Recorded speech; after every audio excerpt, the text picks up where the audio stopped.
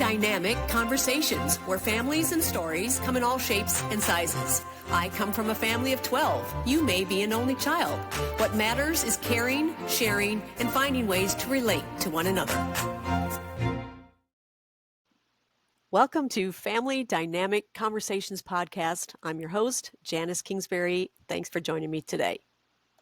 I have to start off this podcast telling everyone how wonderful this has been. I've had so much fun, and I'm really getting to know friends and family more than I would have thought before. And that's each story is so wonderful.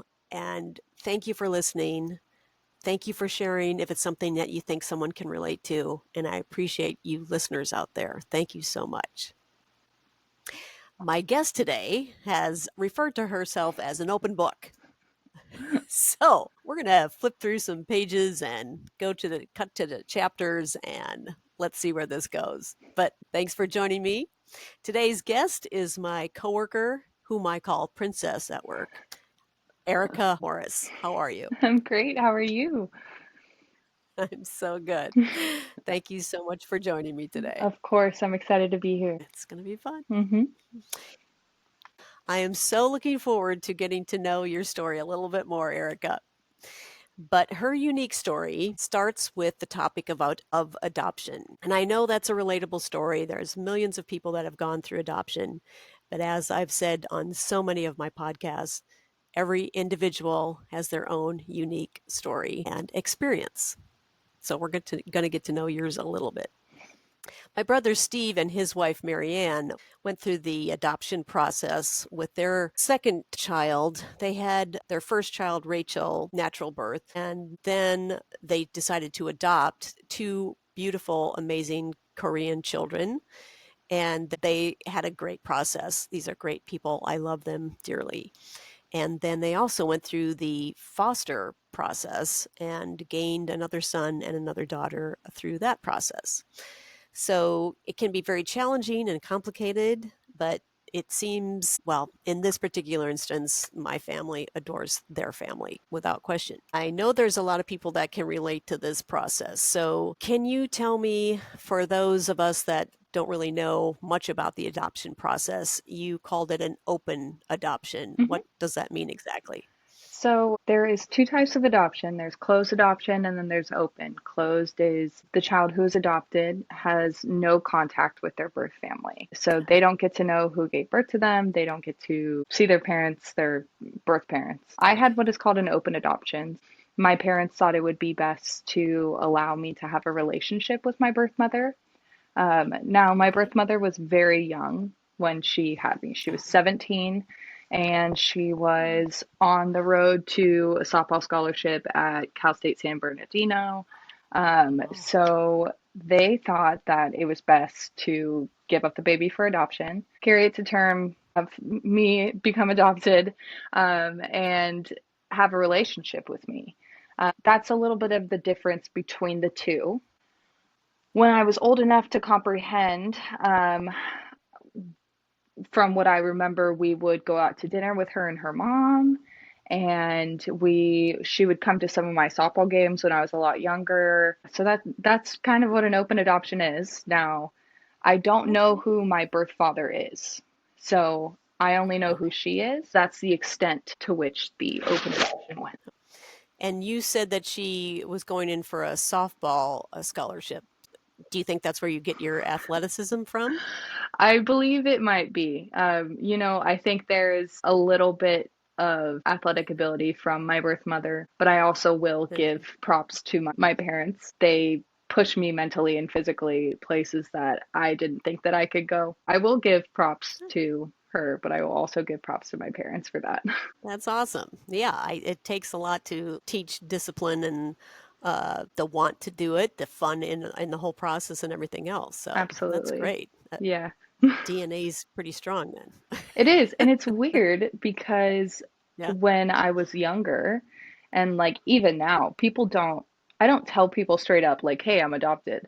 Like I would like them Right. to like be like, oh, like where are you from? Blah, blah, blah, blah, blah. And they all think that I am not adopted because I look a lot like my dad.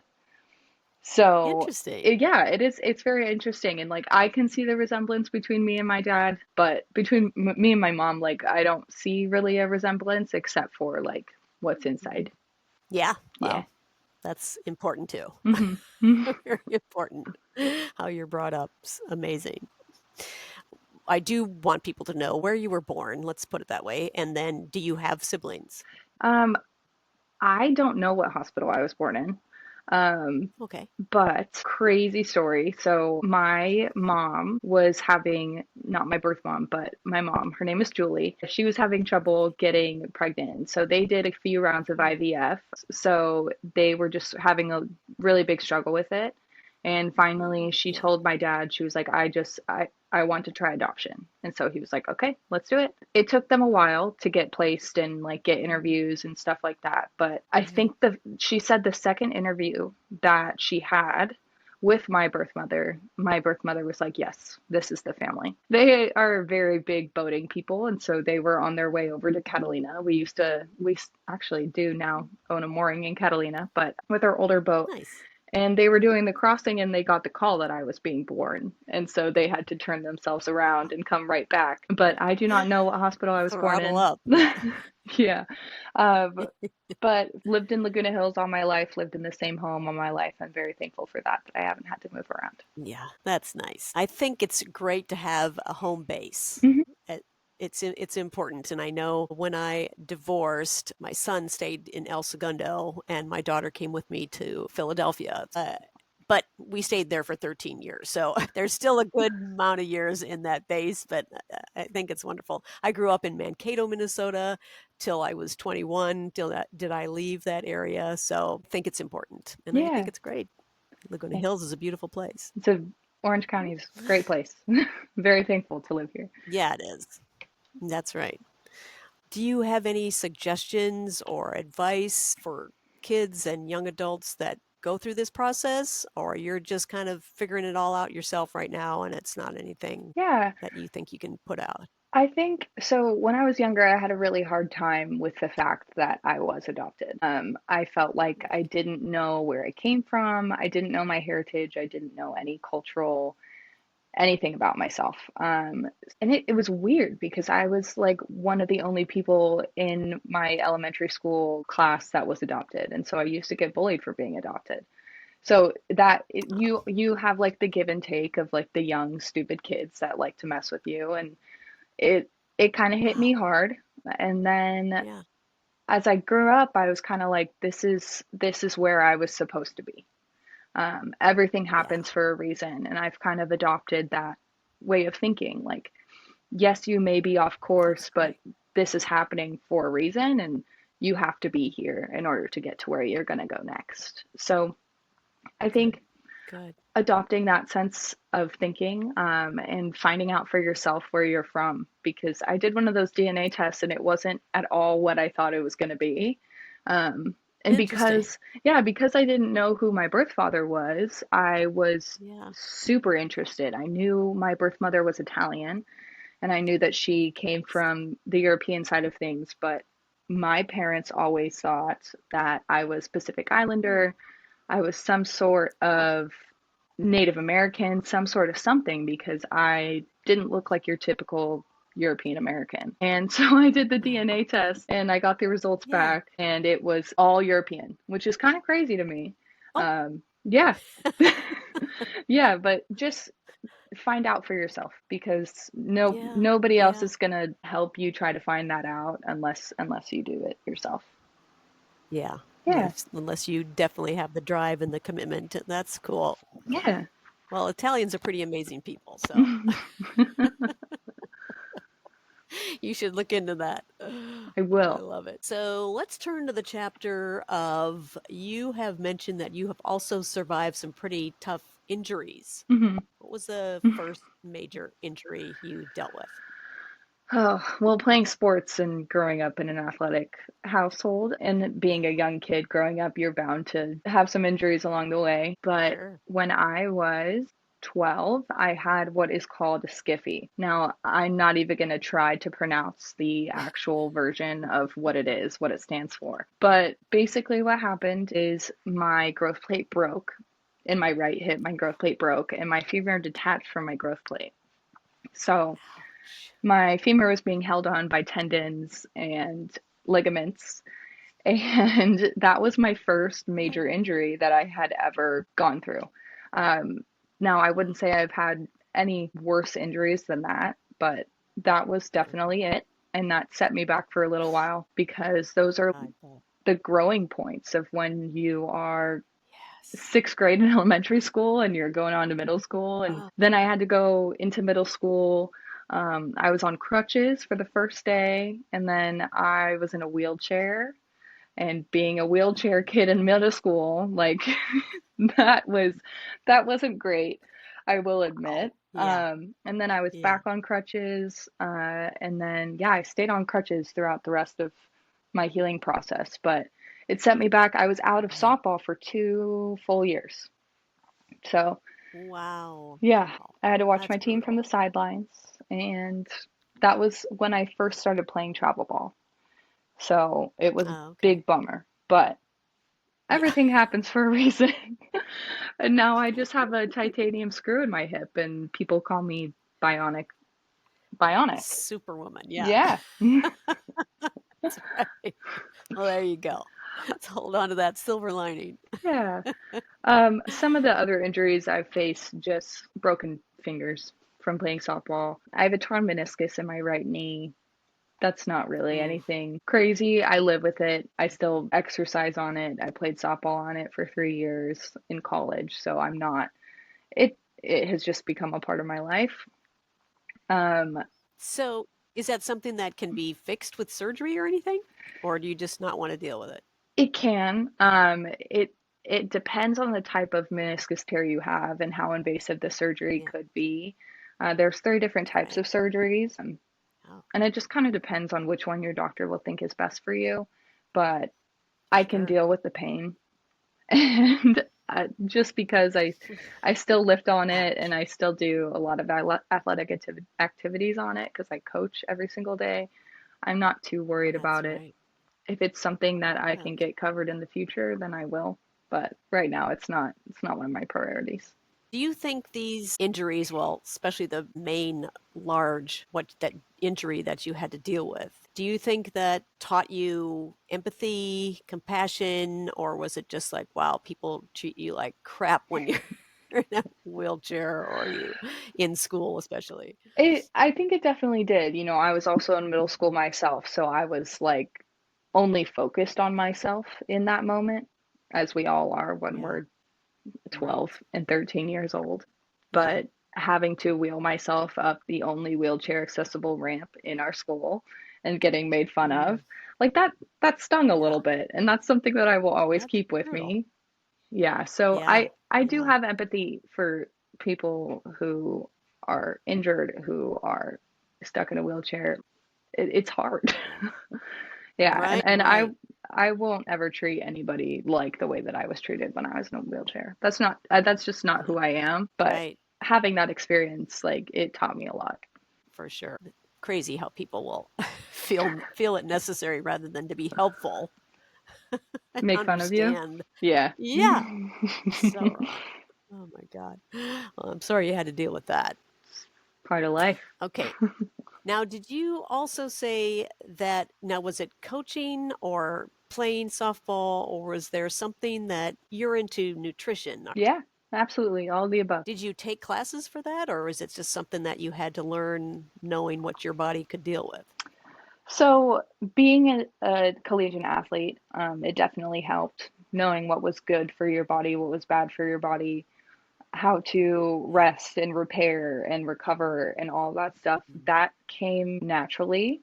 And that was taught to me by my athletic training staff. And I was actually not a nutrition or a exercise science major at my university. I got okay. a bachelor's in behavioral science with an emphasis in psychology, and then I also obtained a minor in law and politics. So that's not the route that I thought that I was going to be at right now in my life. But then so you learned on your own the whole nutrition stuff. Yeah, learning with my coaching, I did have to take the CSCS exam, And so I had to study for that. Okay. And that was basically Oh, for me shoving 4 years of an exercise science undergrad degree into one textbook and one test. So wha- I learned wow. everything now that I teach my athletes from the CSCS textbook and from Okay. articles that I read here and there, memberships that I have gotten. Yeah. Okay, cool. Yeah. So you are currently coaching then? Yes, I am. I coach Okay. at Concordia University in Irvine, where I did play softball, and I coach strength and conditioning there. Wow. Very cool. And is that something that you're hoping to pursue? It's just a stepping block. Um, I Okay. I luckily have had a great head coach. So my university is a private university, and we didn't have the funds for a strength and conditioning coach in Oh, wow. the time that I was there. My senior year, Okay. our athletic director, who was also the head softball coach at the time, finally hired on a strength and conditioning coach. And him and Nice. I instantly clicked. I was applying myself in the weight room. I was trying hard. I was staying late. I was showing up early. And he really liked Yeah. me. And it just kind of happened that when I deferred from my first master's program, I just asked him if he had any openings for graduate assistants. And he said, actually, yeah, we do. So it just kind of worked out that way. And I've been on his team for a whole year now. And yeah. Wow. All right, so we've talked about the education. That's fun. Hmm. But now I want to know about your hobbies and creative aspirations. Yeah. So you sent me some great pictures, Hmm. photos. So is travel going to be one of those aspirations? I think so. I think I love national parks and I love being outdoors. So I have had the opportunity to take a month off each summer and take my best friend, and we go on these month-long road trips and we visit as many national parks as we could visit within the whole month. And sometimes I think the first summer we did it, we hit 7 national parks. And this Wow. last year, we did more of an Oregon coast trip.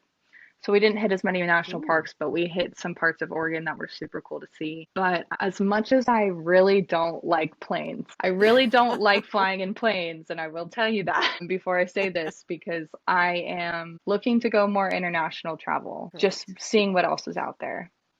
But yeah. Yes. Is there a bucket list of global cities you want to hit right Uh, now in your brain right now, or is it just like, no, I just know I want to travel internationally? there's two I know I want to go to. One is Okay. Tokyo, just because Oh, it's the culture over there is amazing and I want to be able to yes. experience that one time in my life. Um, Hmm. I've been to Europe. I was pretty young, so I don't really think that I appreciated everything that my family took me to see.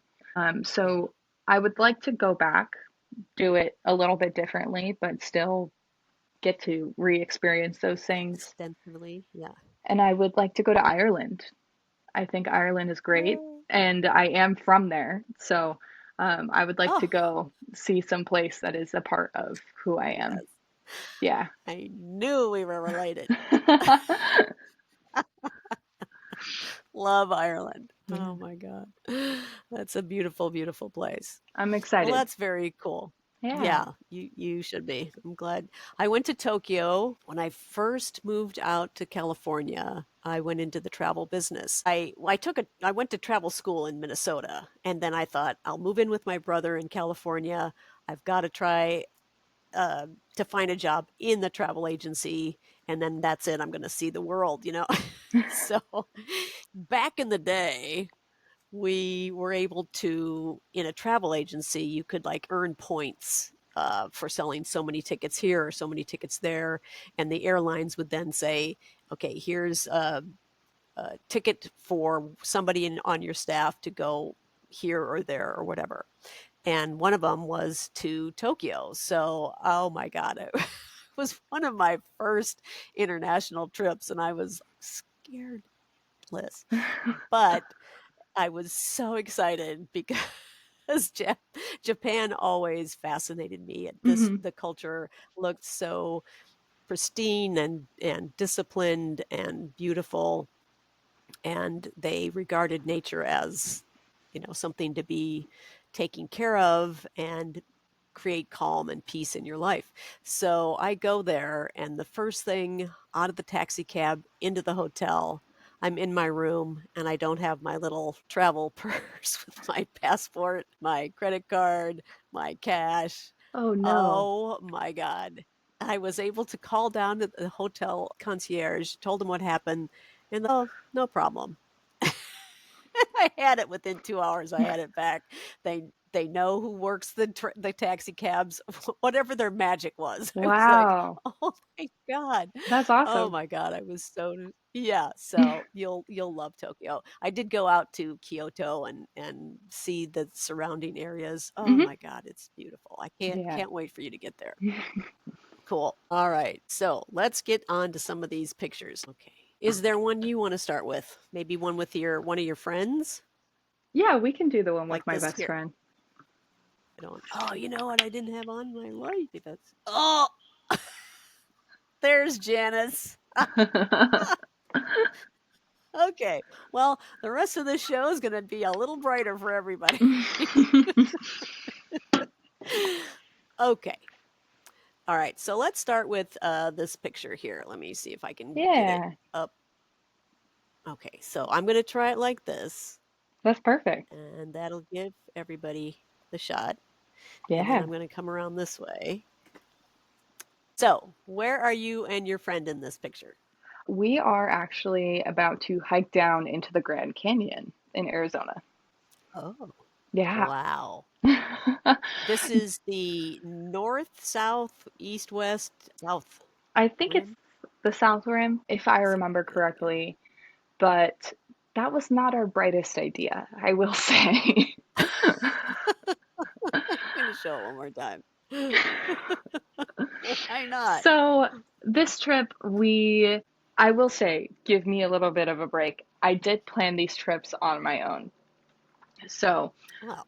having only my brain to work off of was not great. Yeah. Um, but so our trip was Arizona, Utah, Colorado, Wyoming, and then we went from Wyoming back to Colorado, drove from Colorado to Arizona, and Arizona to California. So this was our first stop in our first national park, and I had never been to the Grand Canyon before. Yeah. So, and she had. So she was like, let's Oh, do this. And we woke up early from our campsite. We got in the park. We made some breakfast in the park at the visitor center, and it was nice. already 97 degrees by like Oh 9:30 in my the morning. God. And this is dead summer. Wow. And I didn't have a plan to go into Mm, this national ouch. park. And so we stopped at the visitor center and we were like, well, what is there to do? And they were like, well, you can this is basically the only trail, and you Uh-huh. guys seem like pretty fit enough hikers to do this trail, and you can stop Yeah. anytime and you can revert, like you can go right back up. We're like, perfect, that's great. Sounds great. Yeah. It's hot, and Okay. I get altitude sickness, and I didn't think that it would affect me. Oh no. So we're Right. walking down and we hit the 1 mile point, and it is, we both have knee injuries, an ACL tear, and she's had Oh, ACL surgery. So this is like her year ouch. back from ACL surgery. We're walking down, and it's switchback after switchback after switchback, and it's all downhill. And if anybody who is listening knows about a knee injury, doing the continuous downhill motion on your knee, it really starts to bug it. Oh So yeah. at one point, my knee gave out and I fell down. And then we Oh. pass the 1 mile marker and we don't get water because we're like, oh, we have enough water in our packs. We're fine. Oh. And Okay. in the picture, you can see. But we're wearing like little running vests because we thought that it would just be easiest to bring a running vest. We didn't need a huge backpack. This wasn't going to be a huge hike. Yeah. We Okay. hiked down to the 3 mile marker and we're Oh. like, oh, okay, that's fine. It's just 3 miles. Not a big deal. We get down there, we sit, we have a snack, we look at the Grand Canyon. We're sitting with all the other tourists who have done all the way down to 3 miles, and it's mostly people our age who are well off enough to hike down and hike back up. Now we turn around, And we go, oh no, what have we done to ourselves? So we, and we kept seeing signs like, if you go down, you must come back up. And we're like, we're fine. Everything's fine. We're good. You First hike of must the come trip. back up. This trip was 30 days long. Like, first hike of the trip, we're ready, we're excited. We're down at the 3 mile Yeah. marker and we're like, what did we just do to ourselves? So we hike back up Ouch. and it is just cuss word after like, I Oh, hate you. I hate that you made me do this.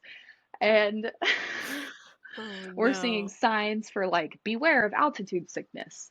And so Uh-oh. we get to the water thing and we're like, we need water. We stop when we get water. So we had enough water to get ourselves back up, but we didn't bring enough food. So I start getting altitude sickness. And when I get altitude sickness, I get really angry. And I just get really pissed off. And I so believe most people do. Hangry. it was, we were a mile and a half back up and we still had so many switchbacks to go. And by that time, Yeah. I'm going to sleep in the desert. I don't care. I need to rest. I need 5 hours of rest. And it was silent for at least, I think, like 25 solid minutes of our hike. And it is extremely hot. By this time, it's 2:30 in Oh, the afternoon. And we see people just of starting to course. come down these switchbacks. And we're like, Oh, you guys are stupid. You're doing it the hottest time of day. What are you doing? don't do it. Don't do And it. it's like you go to national parks and like people who haven't been to national parks don't really understand how to hike, what to Yeah, do properly. They true. were asking questions and I was like, just know if you go down, you have to come back up and we're reaping what we just did to ourselves right now. And so we're just pissed off. We're resting every single moment we can get. We're trying to find shade. We finally Oh, get back right. up and we turn the rim and we start sprinting. And we were so happy to get to the top. And there's like a little shop, a little gift shop up there. And we get Yeah. 2 Diet Cokes and 2 ice cream sandwiches. And we're like, this was earned. Yeah. Life is good now. Yep. And then we sat in silence as we drank our Diet Cokes and our ice cream sandwiches outside of the shop. And I think she turned to me and she said, that was the worst decision that we have ever made. And we've been friends for 18 years point of our life. Yeah, and Yeah. we're both sunburned and it was just not great. So, Brutal. and we're going back Brutal. to our campsite and we have no showers. So we're, oh goodness gracious. We have to pack shower. This is not fun. Oh. We didn't really think it through. But yeah, Oh my that gosh. was our Grand Canyon adventure. There we go. Okay. Let's go to this one. What is this beautiful picture of? That was in Oregon. Gosh, that trip was very interesting.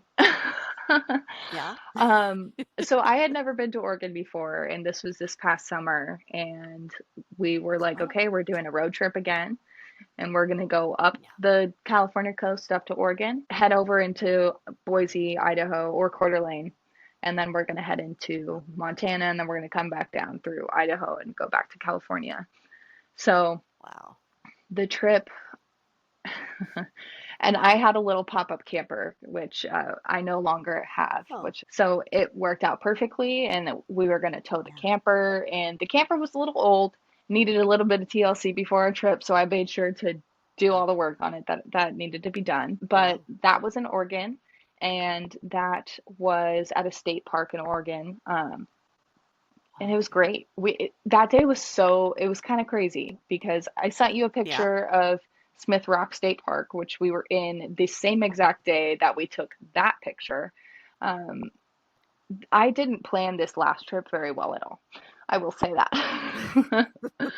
um, we were all over Oregon. We were backtracking. We were going forward. We had to go up, down, left, right. Yeah, that trip was crazy, but it was great Yeah. because I had never been to Oregon. I'd never experienced. the Trail of 10 Waterfalls. I'd never done any hikes truly in like harsh rain conditions or harsh snow. And Oregon and Washington gave us both of those things, but they also gave us like Smith Rock State Park, which is in the high desert. So it was a great mix of both. Oh, Yeah.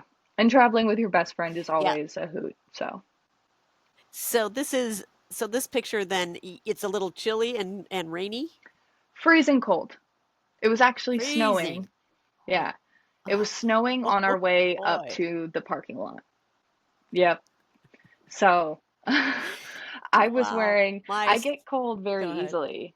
Um, Oh yeah, so me too. I was wearing at least, I think I was wearing three pant layers and five top layers and a beanie. And the hike wasn't very long. It was just like a little loop around this like lake. I think it was like a Oh, 3 mile loop, but seeing all okay. like the guys who were fishing there and just like how life works kind of up in Oh, Oregon was super cool. yeah. Yeah. My son moved to Medford, Okay. Oregon, and we went to visit him, and he took us on some amazing hikes, and they were so close to his place. I mean, Yeah. maybe a half hour we drove. Mm-hmm. I don't know, but we're driving through beautiful countryside, and we saw so many beautiful waterfalls. I don't know if it was part of the 10 waterfalls that you're talking about, Mm-hmm. but oh my gosh, and they were not heavy duty trudging up and down Mm-mm. things. It was like you were on the ledge already and you could just go into the forest and you were right into this valley with these amazing waterfalls. I Yeah. highly recommend Oregon for Mm-hmm. those waterfalls. So pretty. Oh, It I'm was so glad. beautiful. But we heard that it was going to be a little chilly too. Gosh, I can't remember the time of year we went, but it was drizzly, but it never came down really raining. We never saw, well, did we see snow? Maybe teeny tiny flakes. But wow, it was so worth it. And now he moved to Washington State, Okay. and he's not far from like Vancouver area. So Wow. that's a beautiful part of the world. Yeah. So definitely recommend that. Okay, try this.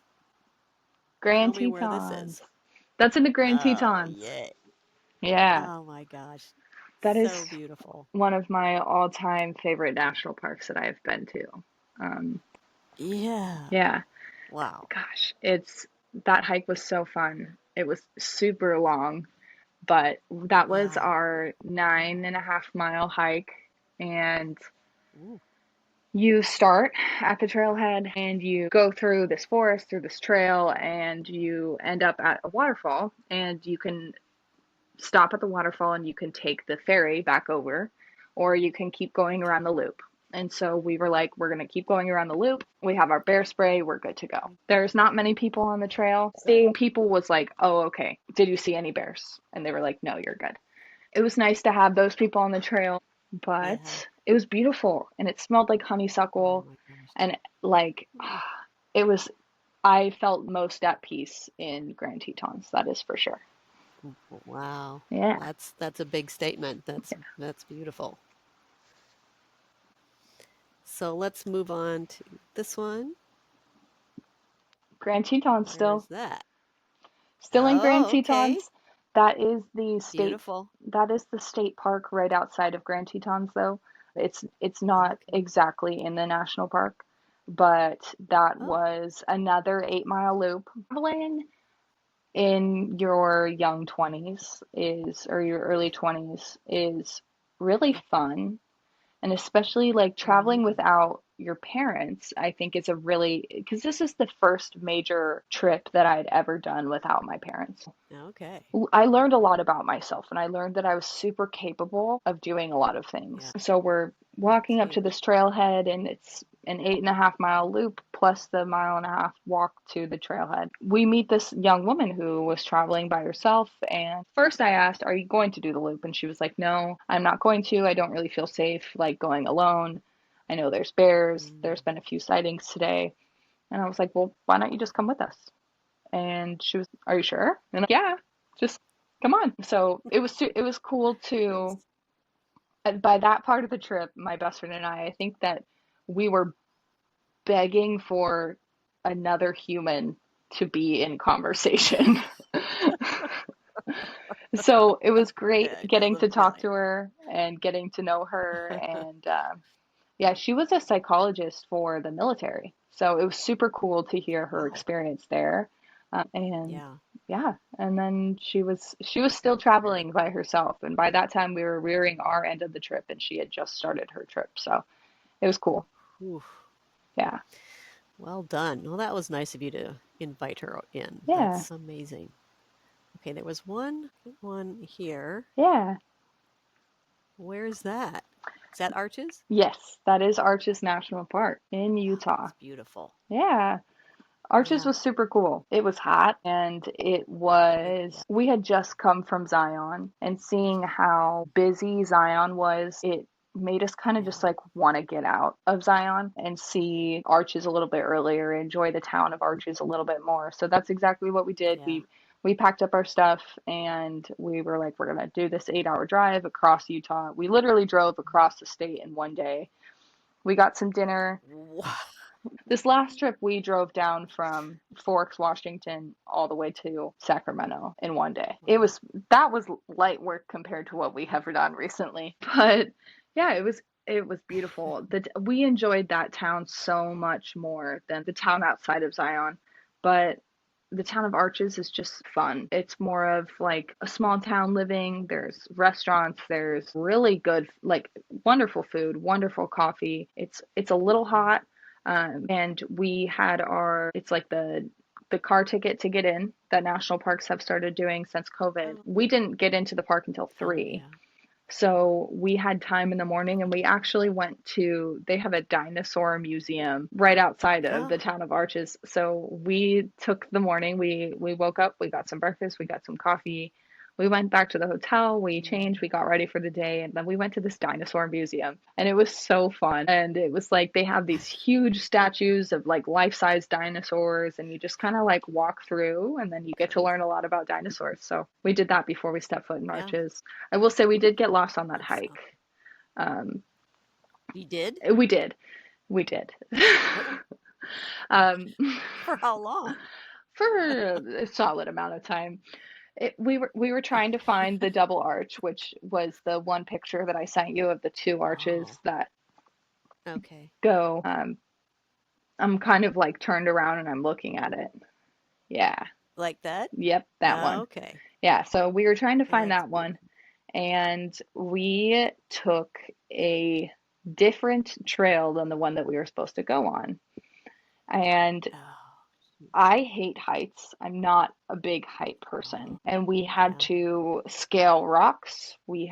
I've never climbed rocks in my life. I'm not a rock climber. Yeah. It's just not for me. And that's fine. Yeah. Yeah. We had to scale faces of rocks. At one point, we were in Why? between two rock. We went off trail, and the only way to get back on the Oh, correct that's right. Yeah. trail was to scale this rock and then hop Wow. across two rocks, and it had at least a 50-foot drop down into like this.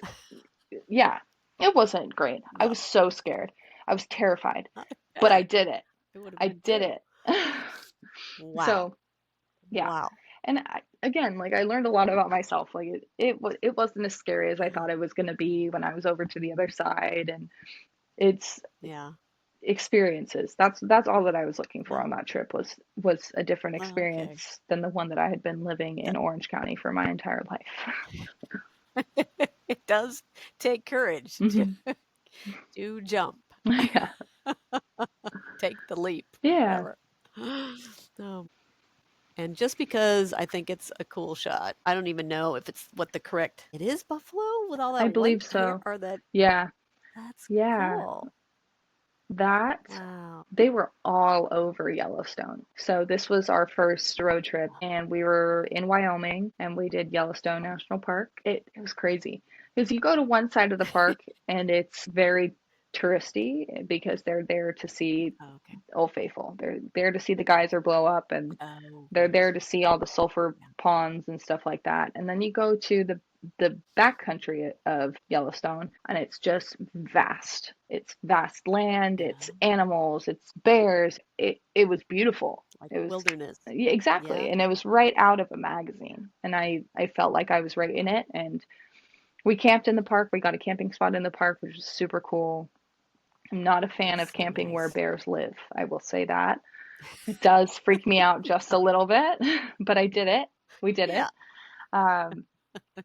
and the buffalo were everywhere. And I mean, we respect all the animals in the national park, so we tried to stay as far away from them as possible. But the ones that were coming right Yeah. up to the road, Good idea. like, and everybody stops on this. It's a one-way road out, in and out of the park, and everybody Yeah. stops on the road to Oh, watch all these buffaloes go by. So like we couldn't move, and so the pictures were really cool yeah. that we got. Yeah. Yeah. Yeah, it's a good and bad thing. Hmm. Uh, So, did you ever have a experience with a bear? Yes. Tell Not me bad. about that. We were in Grand Oh, good. Tetons. We were on our second loop hike, and I looked down, and I'm like, huh, the two bears eating in the river, Oh, and or the lake. And I was like, okay, okay. they're black bears. They don't want anything to do with us. It's fine. So, and At least you I knew had, that. yeah, I had my bear spray, or we both had bear spray, and I had my whistle that I was blowing every 5 minutes Oh, because they like to know when there's somebody around, just so that they aren't startled. And it was super cool to see. I was a little sketched out. They were a little bit closer than I would have liked them to be, that is for sure. It wasn't really a big deal. good. We Yeah. walked right past where they were and we went throughout our hike, but it was cool. I can say that I've seen a bear. Yes, you can, and walked right past the area. That's Yeah. takes some courage also. I Well will done. say, I will say it's super interesting because we were in Grand Tetons and we were very close to a bear encounter. And I think we were Mm. like 3 minutes behind the bear and like the people who saw the bear. Oh, And as soon as we okay. got up there, there were 10 park rangers and they were like, go this way, go that way, go that way. And it was a Okay. brown bear and their cub apparently, but I think that they tag the Oh, bears in the park to know where they are. mm, So okay. yeah, it was cool. Okay. Yeah. You don't want to mess with a mama bear No, with a cub, no, from what I've heard. I don't nope. know.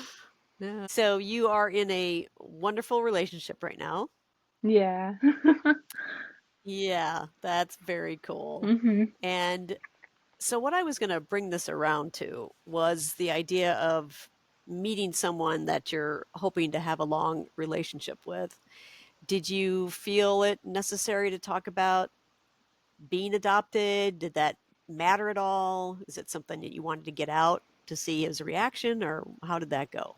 I don't, to me, at this point in my life, we've been together for 6 months now, but at this point in my life, it wasn't really like a big deal to me. It was just Yeah, like good.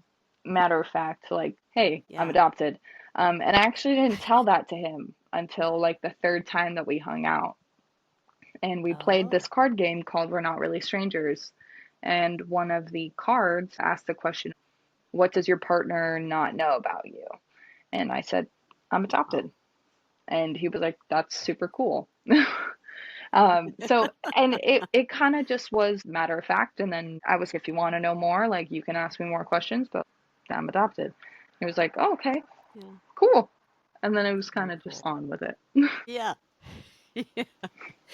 Now, you did tell me his profession, Hmm. and then you just mentioned that you do not like to fly. I don't.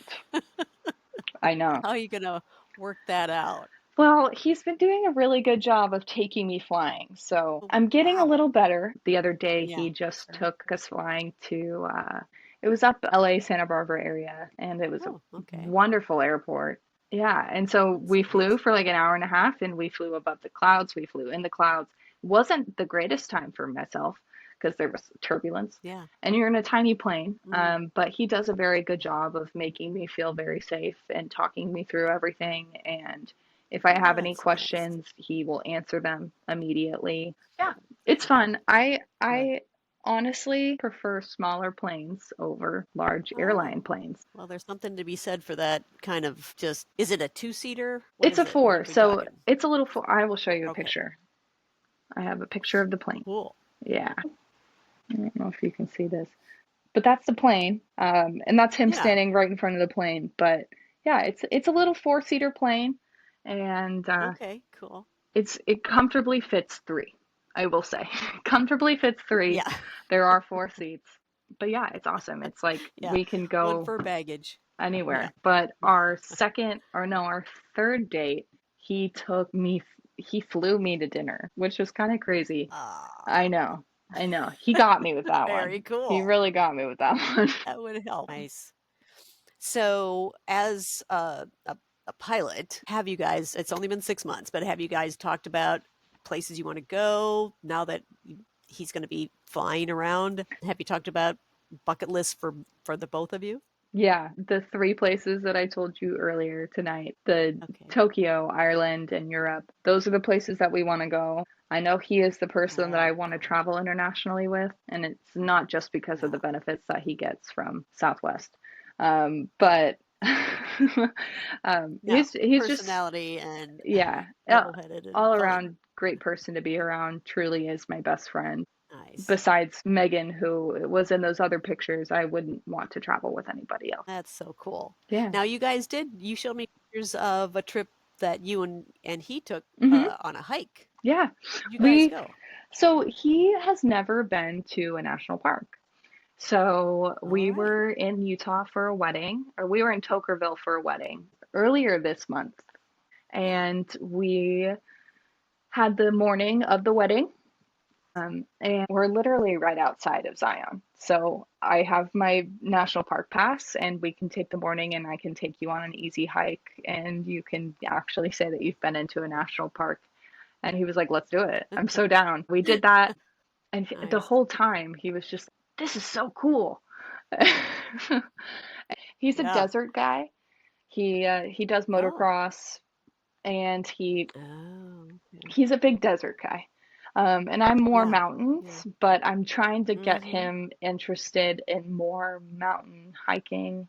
And I think That's there's just like great. a little bit more to see with mountains. So for him Yeah. seeing the True. rocks in Zion, and just the colors, and the leaves were just changing, Oh, so it was beautiful. Um, oh, but yeah, yeah. he really enjoyed Nice. it. That's so cool. Hmm. Well, you should go into the camping department at REI. I like So Frontline. again, it's another coworker. She's REI, Recreational Equipment Incorporated, retail store, member owned. I'm always curious as to what brings people to work at REI. And I didn't know if you just happened to see that they were hiring or it's someplace, oh, I'd always wanted to work there, or what brought you to REI. Well, listeners, stuff happens as we found out doing this recording. For some reason, the recording failed. So Erica and I got to get back together again and finish this little podcast. Oh, goodness. What brought me to REI? I mean, I'm neighbors with Melissa, who also works at REI. And I've wanted Oh, to work yeah. at REI since they opened a new location. I just felt like I'd be a Nice. really good fit, and it just happened to work Yeah. out. When I first started working at REI, I actually was still working my other two jobs, so I was working three jobs at one time, and then finally I was just, okay, REI. Here we go. So I love REI. It's a super cool place. The people are awesome. I don't dread going to work every single day. It's just different. It's a change Nice. of pace. It's a little bit slower. And I'm always used to Yeah. being go, go, go. So, yeah. Nice. So you said in the other recording, you said, well, funny story. Do you remember what you were going to talk about with the REI? Yeah, I think just being neighbors with Melissa Kemp, Oh, who okay. also works there, who's actually at my house right now, weirdly enough. My mom is actually works for her husband's search and rescue team. So we have all become super close. Yeah. Wow.